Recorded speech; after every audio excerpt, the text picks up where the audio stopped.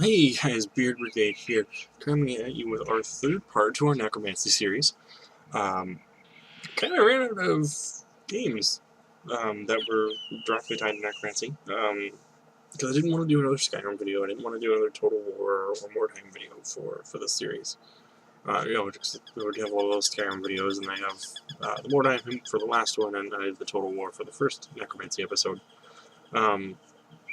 So I wanted to do a slightly different game this time. Playing Infestation, the new Z, zombie survival battle royale like game. When you die, you can respawn and come get your stuff. Well, you can't respawn right away. You have to wait for your character dies, and you have to wait so much time before you can revive your character. And if you die, someone can take your stuff. That's kind of the whole point of the game. And run around and try to survive. Now, I'm playing this game because, it's zombie and the world. Zombies are already fight and kill zombies. And run around for stuff. So that's kind of the reason I'm playing the game. So it's still focusing on the undead theme here. But yeah, my other game that I wanted to try and do was Heroes of Might and Magic 3, but unfortunately, the game kept crashing. I'm not sure if it was just an issue with the game itself or the issue with the video software. Not 100% sure. But I couldn't open when I opened up my video software to record, it wouldn't allow me to open Heroes. So, decided to go ahead and go with this one, just because I'll have these in-between moments where I can jibber-jabber, and then we'll have hopefully have some exciting things happen. Maybe I'll get attacked by a player, or maybe I'll find somebody and I'll just gun them down. So, our first episode of the series, we talked about the history of Necromancy, and last episode we talked about Necromancy in gaming. In this episode, I wanted to just throw ideas and stuff at you guys. So, being a DM, game crafter myself, and just having a passion for storytelling, I have had, and on top of it, having the obsession that I do with zombies and the undead, I could probably sit for several episodes and give you guys ideas. But I wanted to give you guys some pretty good solid ones.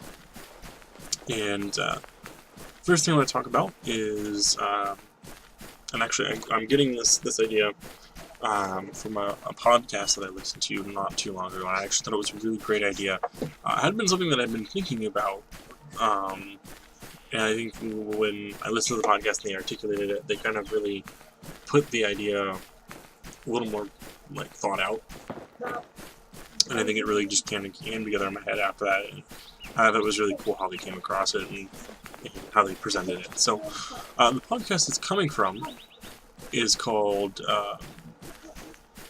what is it called? The Crit Academy, and they are a sorry guys, they are not a D&D podcast specifically. Well, I mean, they're basically a D&D podcast. You can find them actually on Spotify. It's been a long-running show. It's been around for a while. Yeah, it's mainly the main host guy is kind of the main figurehead for it, and then he has a couple of his friends and game people he's played D&D with and tabletop games with for a while, who pop in as his co-hosts, and they come and go. So, really great podcast if you're looking for ideas and things. They have a whole thing. They actually have a oh god, what is it called? Their Unearthed Tips and Tricks that they have as part of each of their episodes. They actually have a 5th edition book coming out, I believe, or if it's not already out, for D&D. So if you guys head over to Spotify, check them out, or if you iTunes, wherever you listen to your podcasts, check those guys out. And if you play D&D or tabletop games, definitely check out their book when it comes out, if it's not already out. Now, they presented this idea in one of their episodes of a different way to interpret necromancy, kind of. So, like we talked about in the last episode, necromancy is always interpreted as, this villainous or evil thing. And, as we kind of talked about in the last episode, I really drove home that that's very true. I mean, I brought up like 4 or 5 different game series where literally every time you see necromancy, bad, kill it with fire. But it doesn't have to be, because we have the option in D&D and Elder Scrolls and other games to play as necromancers. Which, like I said in the last episode too, begs the question of, is it the act of performing necromancy, or what it's being used for, that should make it considered to be a villain or evil? So the one thing that they presented, and I also mentioned this with the Dragon Age example that I brought up, of a culture thing. So the idea that they proposed was, whether it be a kingdom or a city-state or even just an individual city, where necromancy is a normal thing. The concept that they have in play for this was really cool, and I never really, like I said, I kind of thought about it, but when they presented it on the podcast and things they talked about, and I'm kind of repeating them, so I'm not trying to copy them or anything, I'm just actually trying to relay the information from their podcast and direct you guys there to check out the podcast too. So, they talked about, in one of their episodes, I forget which episode it was exactly, but they had mentioned doing a city where it was an okay thing, where basically when you die in their society, then you can actually give up, as part of their culture, you can be selected. And, they have, one idea that came in the concept was, the city is surrounded, and it's protected by, an army of undead. But there's this big army of undead that, patrols the outskirts of the city to protect it. And it, in the culture of the city, it would be a great honor for when you die, for you to be picked, your body to be picked, to be resurrected, and become part of, this city guard militia force of undead.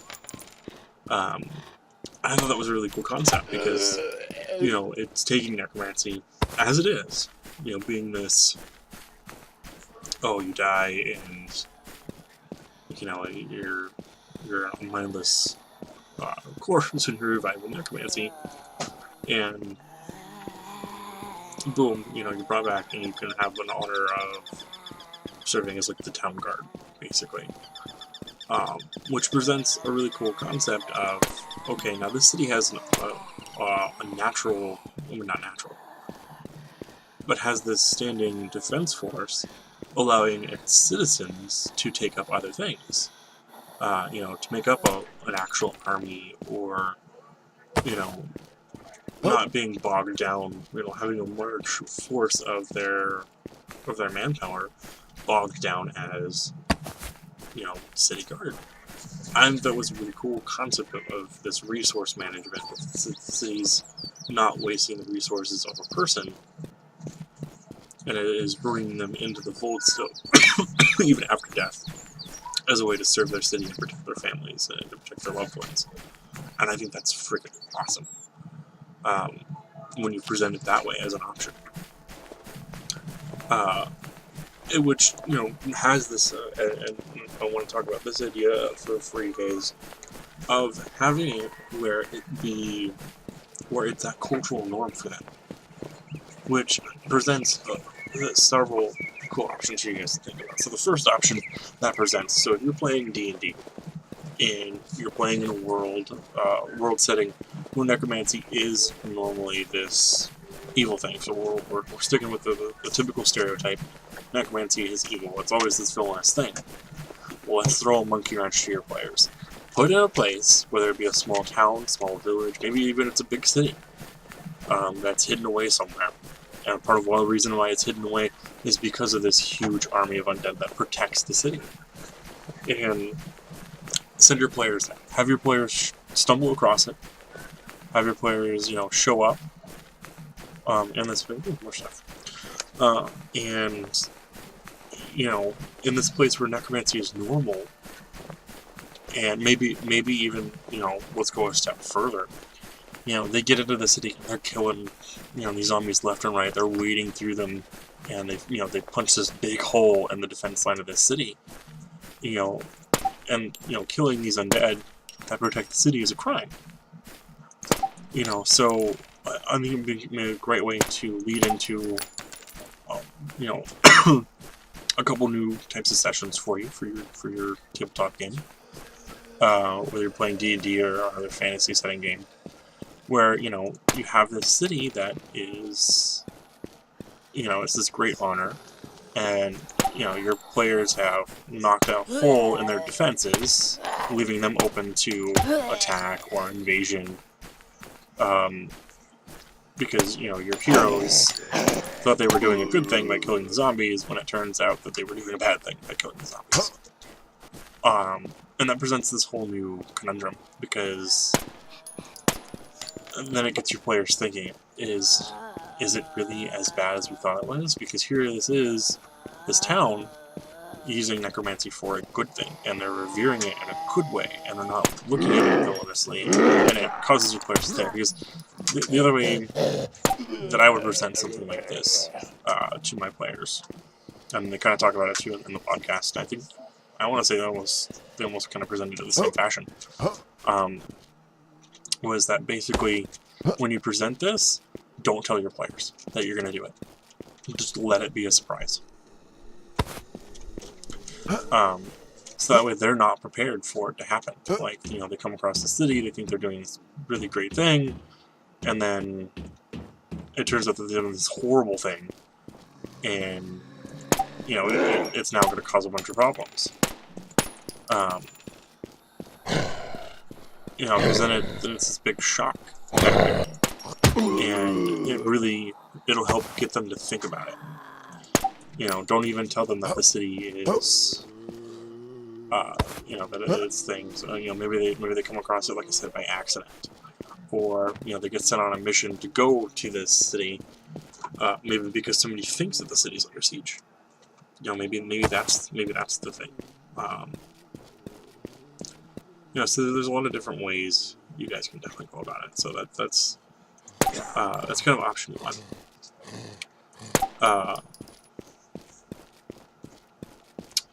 Now, option two, so rather than being in a setting where necromancy is evil, let's just put them in a setting where nobody knows what necromancy is. Where the undead are kind of an unknown factor, just in general. Because then, you have to kind of put your players in this position where, yes, they as a player may know what necromancy is, but them as a character, they don't know what necromancy is. And then you put them in this situation where they're discovering it for the first time. So then it's up to your players. Yes, you may have this city that says, hey, we acknowledge necromancy, we use it for this good purpose, we use it for this, but then you almost leave it up to your players to really decide what eventually becomes the norm, because maybe you send your players off to go investigate the city as a way to, maybe they're sent by, as like an exploratory force or a scouting force, to check out this location. So when they report back to report their findings, it's going to be up to the players to really say, oh, well, we came across a city that had all these creatures and rotting corpses as defense, using this dark art known as necromancy that we discovered in this place. Are they going to report it back as it being a good thing, or are they going to report back to it as being this evil thing that they've come across? Which, then you can really, really put your characters in line to your players in line, or your characters or players, depending on what you're doing it for. You can really put them in check, because if you, like for an example, let's say you have this holy paladin like warrior character, and your characters have come across this, and maybe if you're dealing with like an alignment or something, and he's like this good character, and he believes in a god that, or his god or deity is this like power of the light, and goody two shoes, and you know, all about the living and staying alive and things like that. Oh crap.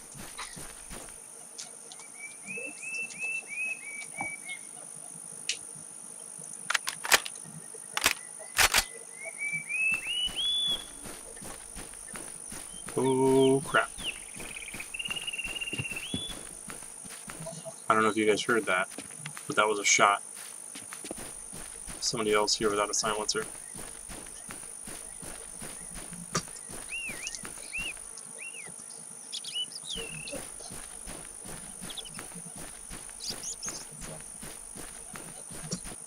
There might be somebody else here without a silencer.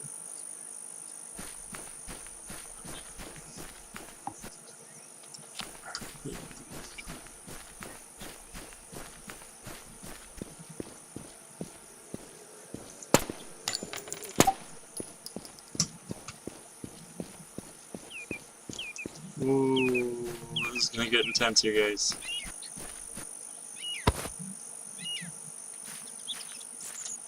I didn't see anybody else react when the zombies react, so...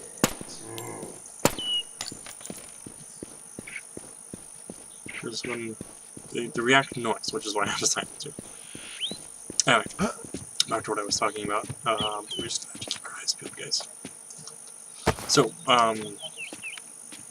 yeah, I think just having them in this world where it's going to be up to them to decide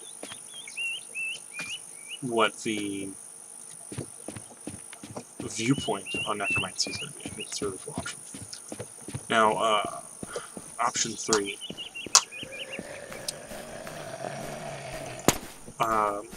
This is going to be for... This will be a very specific option. So you have a group of players that's very, we'll just say very good to shoes, very good alignment. You know, they're obviously in a setting where they have the belief where necromancy is bad. And you use this concept as a way to change that. Where, you know, maybe your players have been very... one of the things they use in terms they use in the Crit Academy is murder hold, where they just kill everything. Kill everything and kill everyone that they come across. And you use this option for option 3 being used to get them to change that habit. Or, you know, they kind of like option 1 where, you know, it's kind of a crime. You know, they go in and they punch this hole into the defenses of this city, and, you know, it turns out that that's a good thing, and that they, you know, maybe this army of the undead has been staving off a much larger threat, much more dangerous then. But by you guys, by your group or your team doing now what they've just done, it's causing this whole new issue or this new threat. You know, maybe even the city has done these, you know, raises these people from the dead and has this zombie army. Maybe they're trying to keep something in. You know, maybe the undead are keeping something at bay. Maybe some kind of, you know, demon or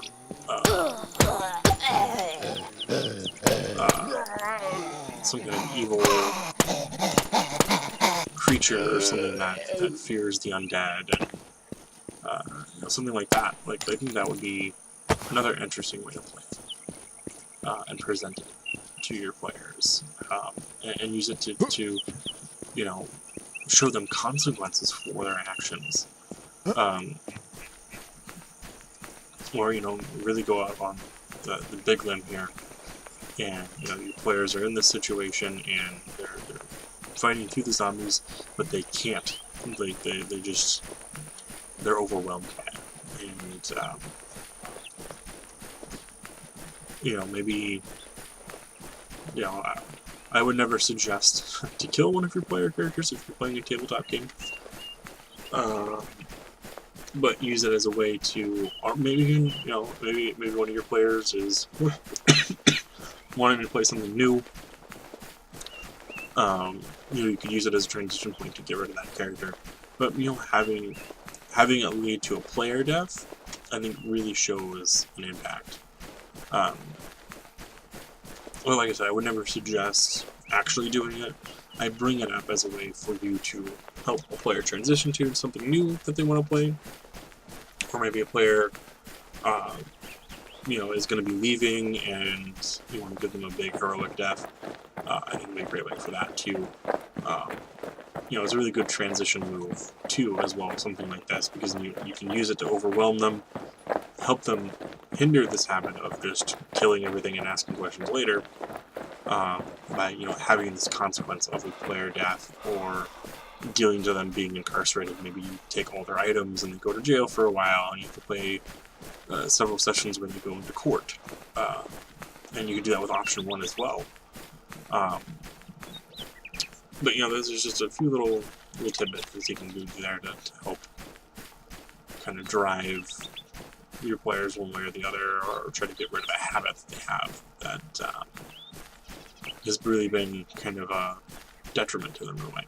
So, that's that. The next thing I want to bring up, so that's kind of a culture option. Oh crap. So that is a super zombie. You don't want to mess with super zombies. Oh my god, there's 2 of them. So super zombies equal bad. So we're not going to go there because there's too many super zombies. So the next thing I want to bring up is kind of back on the topic of morality. Is the act of doing it, or is it what the act is being done for? So with this could be more of a character, like an individual character thing. Turning it on its head, making your necromancer good. Now there's a couple ways you can go about doing that. So part of it you have to start with your settings. This is more of a player tip, more than a content creator tip. But you can, if you're a writer or you're maybe a game developer, you're trying to think of a character, maybe you can use this too as a point of inspiration. You have turn necromancy on its head to make it this good thing. The first thing I suggest, because when you typically make a necromancer, you're going to want to have this dark, brooding goth kid, right? No, don't do it. Stay away from that stereotype. If you want to have that stereotype and still kind of use this, I guess you could, because it would be kind of funny, but make them happy-go-lucky. Just straight up happiest person on the planet. They're not this dark brooding, oh, I've lost somebody, that's why I've turned necromancer. No. Make it fun. Maybe they're happy-go-lucky. They're happy about life. They're celebrating life, and that's part of why they're into necromancy.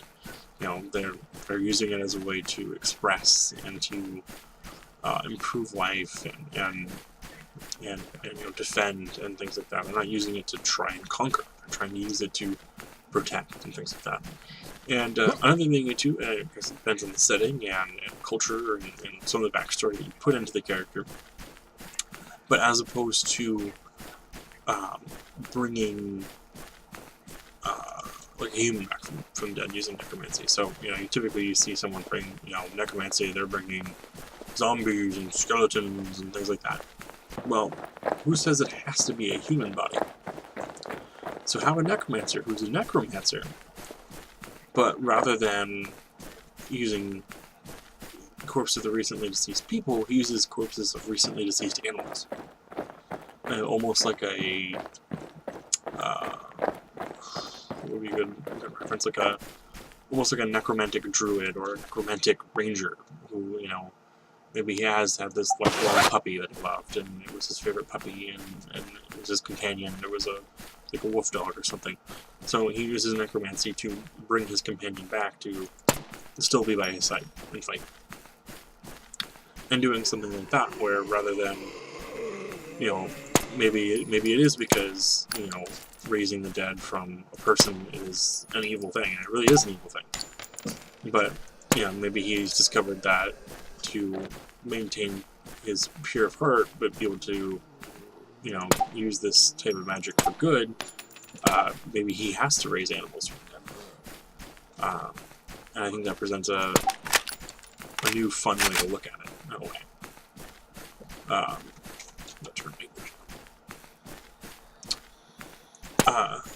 Because you could have a lot of fun with that. You know, you could raise like really unorthodox animals back, like, you know, he has a an army of undead squirrels, or bunnies, or just something silly. You know, but you know, obviously, you know, these animals are raised back and they hold some ability or use or something like that. It's not just willy-nilly. These animals are picked just because they're silly. Like, you know, actually have a use, or you know, an animal that they can actually benefit them, not just something silly. Though having a bunch of like undead squirrels would be really funny. I don't really know what kind of use they would have, but to be honest. But I just picture it like, you know, Lord of the Undead Squirrels.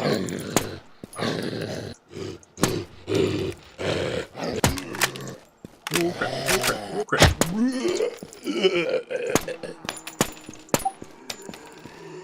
Oof.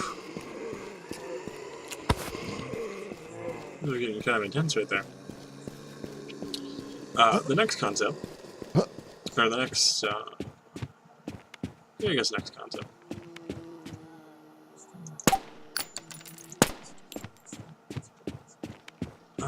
Let's peek here first.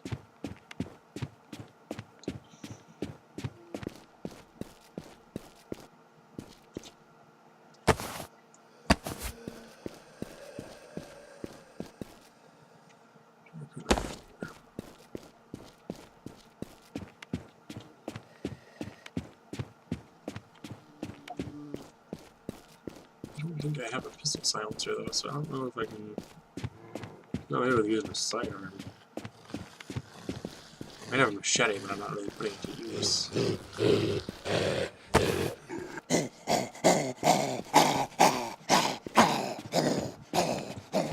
Oh, this is going to get interesting real quick.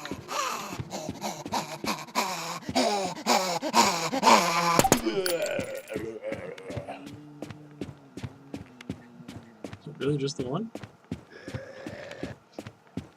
I guess it was just the one.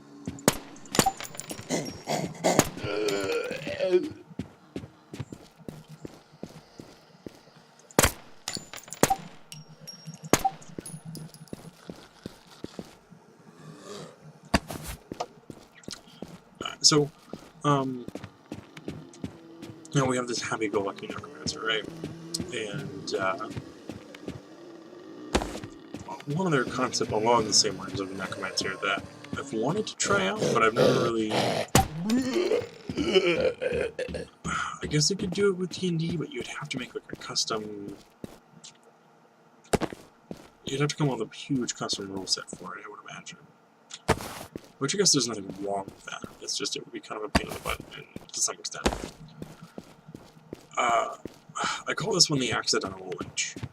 And just as it sounds, the character, for whatever reason... Wait, did I just get a...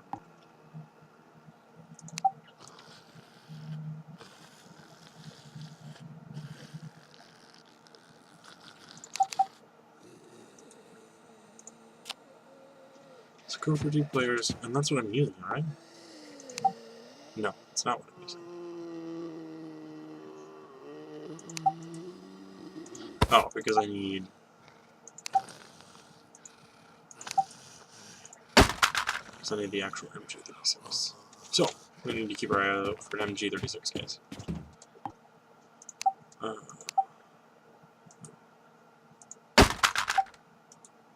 like the Jericho. Let's do with the Jericho. I don't think I had, so that's why I'm keeping that. Let's go ahead and eat. And drink. Let's drink.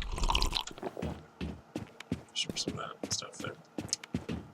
So yeah, can you guys have for an MG36? It's gonna be the gun that I have, just with the big drum magazine on it instead. So next thing I want to talk about was the exact accidental lich, and just as it sounds, you know, we'll be doing an accidental, so someone who has accidentally turned themselves or has been accidentally turned into a lich. I think it would be kind of comical, more so than anything, because it's accidental. So, you know, it would be even funnier if the character had no previous knowledge of necromancy and they just suddenly wake up one day and they're a lich. Because then they're trying to figure out their newfound powers, and then it presents this kind of character development quest story that you can do of them either if they don't know who turned them, trying to track down who it is to try and reverse them, or just in general trying to find a way to reverse what has been done to them. I just think that would be really kind of a fun thing to do, because then it allows you to kind of, I hate to say it, mess with the player for a little bit, because it forces them to try and come up with, forces them to kind of cope and try to understand necromancy and how it should be used, or how it could be used. Especially if you do this to a character who is like a paladin, and then you turn them into a lich. Here is this character who has had this concept of necromancy and the undead being this evil thing, and now he's a lich. You know, he has everything that he despises. Yeah, it goes back to that morality, like, you know, how is he going to do it? Is he going to use his powers? Is he going to try to not use his powers? Is he going to, you know, set guidelines for himself, where he can only do this or that with his powers? Like, it presents a whole new variety to everything. And this is a really big building, now that I think about it. It's taking forever to get through. Let's see. 16.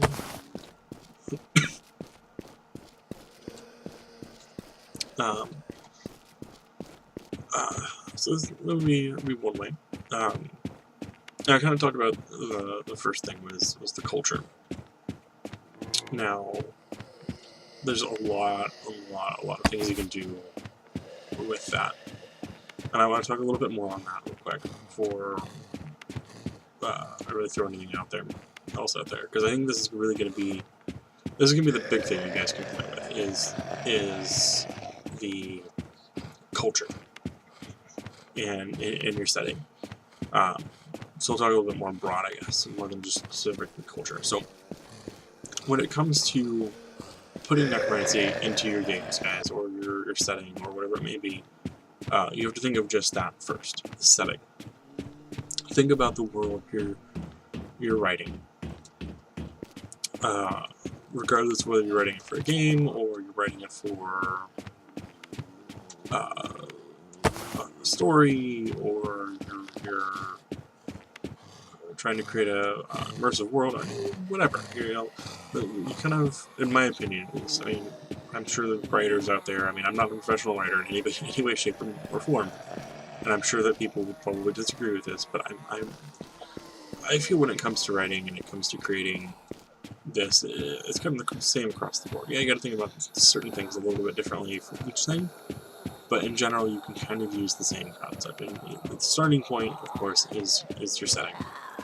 So when you're crafting your world, think about how, you know, first off, you're going to think, are we going to have necromancy? Yes or no? So that way, if it does show up later, you know, has it been present or has it not been present when you add it in? So that's the first thing you're going to think of. The second thing, you want to move into, okay, so if it is present, how is it present? Why is it present? At which point then you move into, you know, if with it being present, is it, you know, evolved from type of magic? Is it something that's happened through more sorcery means, or is it, you know, alchemical? Where did necromancy evolve from? And kind of think of a natural evolution in your setting that makes sense. You know, if you have a magical world, yeah, you can go crazy with it. You know, it can just be there, and no one's going to be any the wiser, and no one's really going to care because, hey, magical world, you can do make whatever happen, right? Now, if you're dealing with a more, you know, you want a more natural flowing world, you know, you've really got to put attention in the details. So you really got to think about why or how necromancy came to be in your world and why, and how that's affected your world. Is it new? Is it old? Has it been there since the beginning, or have, you know, it popped up only in the last few years? You know, these are little details you got to think about as you're progressing forward with it. Now, the next thing that we want to think about, so we've thought about the setting, you know, and then like that. So if it has been there and it has been there for a long time, we'll start there. If you've had necromancy and it's just been part of your world for a long time, how has that affected your world? And, you know, I'm talking like, how is it like, has it been, has it presented good opportunities in your world? Has it presented bad opportunities in your world? Has it had a positive effect or a negative effect? You know, how has it affected your world? And that's going to be a big thing for you to think about. Because it really will it will really affect how, when you present it, finally, how you want to present it. Because you got to think about it that way and flows. I mean, if it's been around for 100 years, and it's been and it's had a big impact on your world, what impact has it been having? You know, has it had the negative connotation? And why?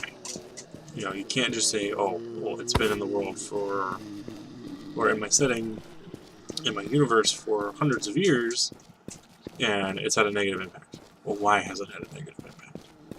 Is it because of, you know, Joe Schmo in the year 200 who decided to try to conquer the world using zombies? Or is it because, you know, maybe it's it's one thing or the other? You know, like that. You know, maybe this crazed sorcerer, you know, delved into necromancy and killed a bunch of people, or, you know, took over half the world, or caused this catastrophe or that catastrophe. And that's why it has it. You know, and then the same goes for the positive. If it's going to have a positive impact, why does it have a positive impact? Is it because they became a great way to defend cities and honor the dead, or is it because, you know, they help stave off some greater evil in your setting? What caused the positive impact and why? So those are the two big things that you guys can think about when you're adding in necromancy. Or some of the big things you want to think about. So take some of this stuff and go. Now, the next thing I want to talk about, and it's a little less necromancy and a little more just general zombie undead stuff. So what I want to bring up is zombie plague. So in Dungeons and Dragons, Neverwinter setting, there's the spell plague. You know, it was this plague that decimated the city and the surrounding area, and caused like these spell plague mutated future people. So if you're affected by the spell plague, you kind of have like this Hulk mode that you can go into, kind of. Now, with that, that's kind of where I got the general idea, because I was being a big fan of zombies and like that. You know, there's a lot of different reasons why we see zombies in a lot of different things. whether it be a plague, zombie slayer contract. Let's go kill 50 zombies. Yes. You are on. I can kill 50 zombies all day long. Ooh, gingerbread. Now, I'm bringing this up because I really like this idea, and I kind of want to mess with it and see what I can come up with and what kind of things I can do with it. But a zombie plague in a fantasy setting. So we have, like, example of Walking Dead, where you have a virus. And the television show, I think they have it set up where, like, everybody's infected. And,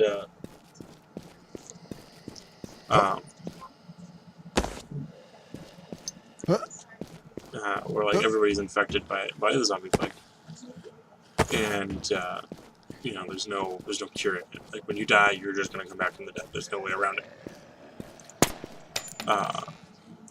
Now, I was, you know, thinking this concept of, okay, well, how would we apply something like that? Ooh, MG36, there we go.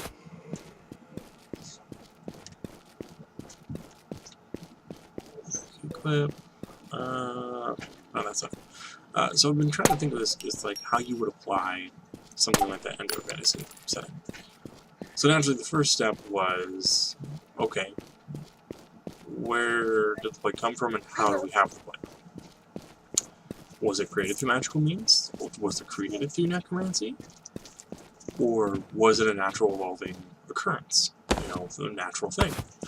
And I think that's one thing too in general that kind of gets overlooked in a lot of content creation for tabletop games. I mean, I know there's probably a couple settings out there, or a couple games that I'm probably not overly aware of that probably implement this kind of structure, but I just haven't seen a lot of them, to be honest, over the years. But, you know, thinking about the world, how it is, how the modern world is. So, you know, we have all these diseases and things like that that pop up that are all natural things. I mean, it's not like, you know, then we have, you know, man-made stuff, of course. But, you know, I don't think we put a lot of thought into, you know, okay, we have all the disease, like Middle Age just had the Black Plague that decimated the world. You know, hundreds of thousands of people, not millions of people died during the Black Plague. I don't know the actual statistic, but just the Black Plague decimated the world, the known world at the time. So it kind of begs the question a little bit, like, you know, why not apply that into a game setting? So, you know, it's given me this idea of putting in a zombie plague into a fantasy medieval setting. Okay, how is that going to work? Like, what can we do to do this? Like, how would a fantasy world handle something like this? Like, what would happen? Like, how would a fantasy setting evolve like that? And one of the things I came up with, and it's the one that I want to share because I have a couple other ideas, but I don't want to share them all because I want to play with some of these ideas first before I present them, just because this isn't exactly necromancy related. But I wanted to share this one with you guys. So, the one that I was thinking about was, so we have our high fantasy medieval world, right?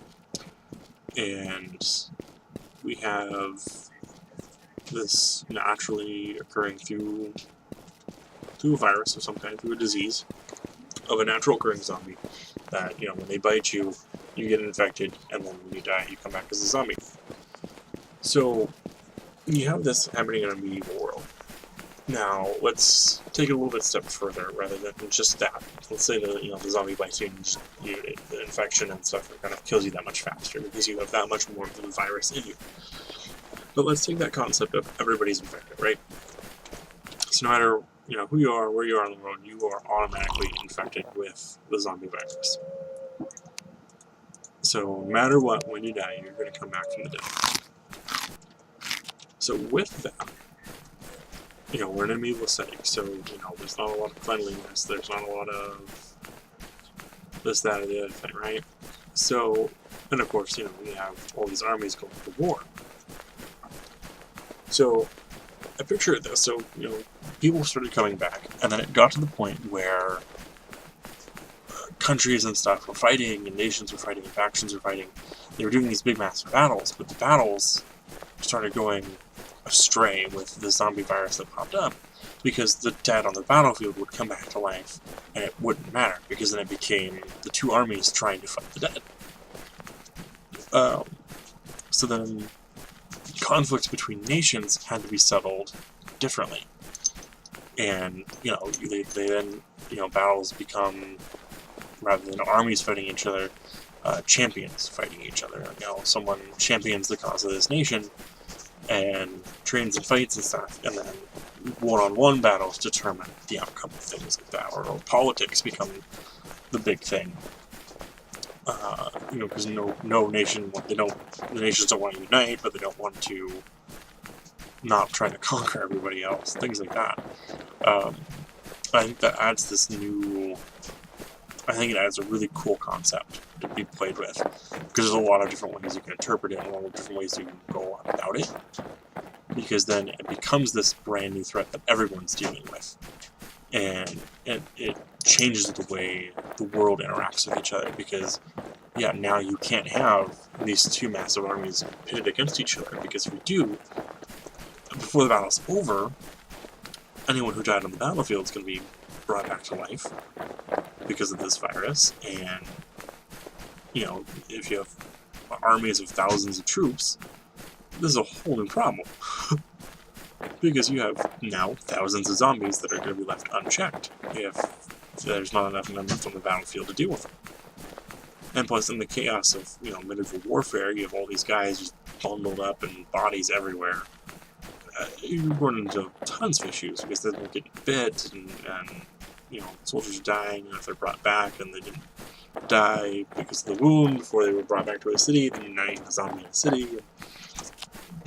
Tons of cool things you can mess with and play with and work around with. So, anyway, that was that concept I wanted to throw you guys. Like I said, it wasn't too necromancy, but still in the theme here of offended. So,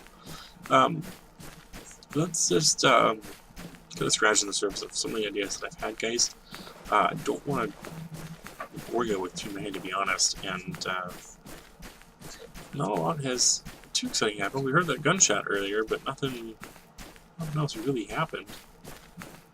Done a lot of walking, to be honest. Probably kind of the background here is kind of annoying you with all of the walking.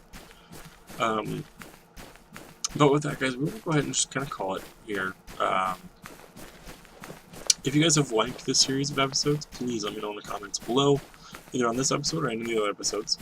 I really want to do more of these, so if you guys have definitely found it informative and interesting, and would definitely like to hear more of these kinds of episodes, please let me know in the comments below, and I will do my best to make them a little more regular. Do them alongside my Skyrim challenges, or, you know, even maybe even just incorporating maybe a small segment in each video. I can start doing. I'd be more than happy to do it that way too. That actually might be the better option. So just let me know what you guys thought of this information, or if you have any ideas on how I can improve the channel and maybe add more of this in. Maybe do a small minute or two segment in each video, or maybe do shorter clips rather than big full videos like this. Or if you like the big full videos where I'm being informative like this, cool, let me know. I'm more than happy to do any of them and do research and do this kind of stuff. So, anyway, guys, we are to our favorite part of the video. At least I think it's going to be everybody's favorite part of the video, or it is everybody's favorite part of the video. I don't know. Let me know what you guys think is the favorite part of your video. So, it's time to update playlists. So, our Nerd Collector playlist. Still going with our hip-hop music, which, by the way, guys, as of this recording, I now know the difference between hip-hop and rap. There isn't one. Well, technically. So, I looked it up today, I looked up the definition. So hip-hop music is just, of course, hip-hop music. Now, the style of rapping, by definition, is to rhyme rhythmically with the beat of the song. So, and rap music occurs in hip-hop as a style of vocal that is the rhyming, or is the rhyming rhythmically with the beat of the song within a hip-hop song. So, you will rap inside of a song, and you can be called a rapper because you can rap and rhyme rhythmically to the song, but rap is not technically a style of music, it is a style of lyric. So, when you see, you know, out there, you know, playlists that are like rap playlist or this, it really should be a hip-hop playlist, depending on, of course, the songs. Now, if it's a rap playlist, and you have things that are like country, and they're rapping in a country song, or they're rapping in a metal song, that would technically be right, based on the definition that I read. So, that would explain why it was very hard for me to find that kind of music, but I could have done a lot more with it, with hip-hop, and that way. So, I feel kind of dumb that I decided to finally look it up, but, you know, now I have an actual answer, and I was able to share that with you guys. So, for our song for the Nerd Collective playlist, let's see, a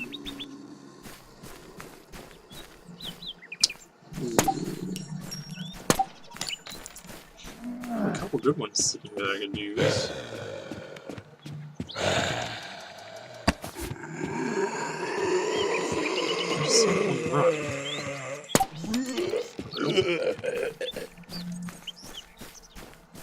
Let's see, let's take that out. Alright, now I need to switch to that other one. Clip, drop item, clip, drop, clip, drop. Now, before I get too distracted again, oh, that's right, I don't have...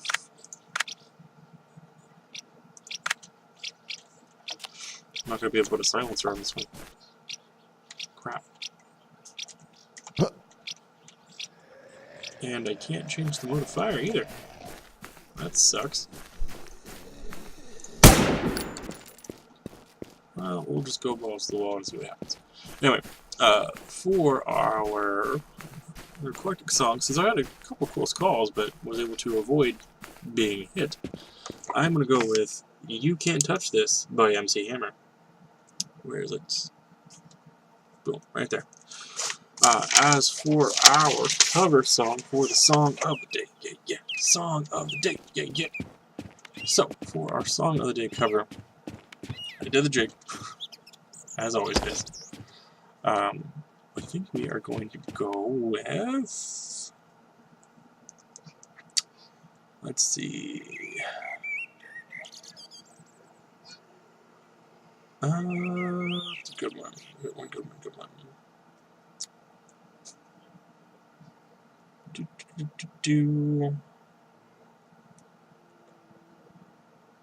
We will go with... We'll go with a Leo song this time. We will go with Poker Face by Leo. His cover of Lady Gaga's Poker Face song. Super fun, super exciting. And as always, guys, I hope you enjoyed the video. I hope I've been informative with this kind of stuff, and let me know what you guys think of continued videos or altering the setup for these kinds of videos, whether it be a segment or shorter videos or little clips or whatever it may be. Would appreciate any feedback you guys have to help me improve on it. But I definitely want to make this a little more regular. So, you guys, as always, hit that like button for me if you haven't already. If you are excited to find out what my next video is going to be, hit that subscribe button and the bell. Don't forget to hit the bell. Just gotta hit the bell so it notifies you. And we will see you guys in the next episode. As always, of course, you can follow me on Instagram at BeardBrigade0. You can follow me on Twitter at BrigadeBeard. You can check out the website, which I will be updating hopefully soon. And as always, you can of course like and subscribe here if you haven't already. And you guys have a fantastic rest of your day. And you guys take care of yourselves, alright?